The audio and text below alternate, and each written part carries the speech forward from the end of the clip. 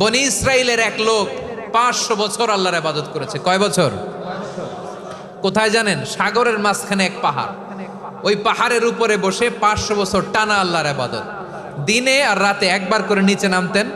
সেখানে আল্লাহ তাআলা পাথরের ভেতর থেকে তার জন্য মিঠা পানির ব্যবস্থা করে দিয়েছেন, আর একটা ডালিম গাছের ব্যবস্থা করে দিয়েছেন। সকালে নামলে একটা টসটসে ডালিম, রাতে নামলে টসটসে ডালিম। এগুলো খেয়ে খেয়ে 500 বছর সে আল্লাহর ইবাদত করেছে।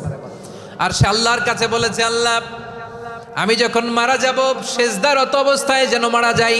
ঠিকই আল্লাহ সেজদারত অবস্থায় সাইয়েদনা আজরাইলকে পাঠিয়ে দিলেন। সেজদারত অবস্থায় লোকটা মারা গেল। 500 বছর ইবাদতের পরে আল্লাহর দরবারে কিয়ামতের কঠিন ময়দানে যখন লোকটা হাজির হয়ে যাবে, আল্লাহ বলবেন আদখিলু আবদি আল জান্নাতা বিরহমাতি, আমার বান্দাকে আমার দয়া আমার ভালোবাসা দিয়ে জান্নাতে ঢুকায়া দাও।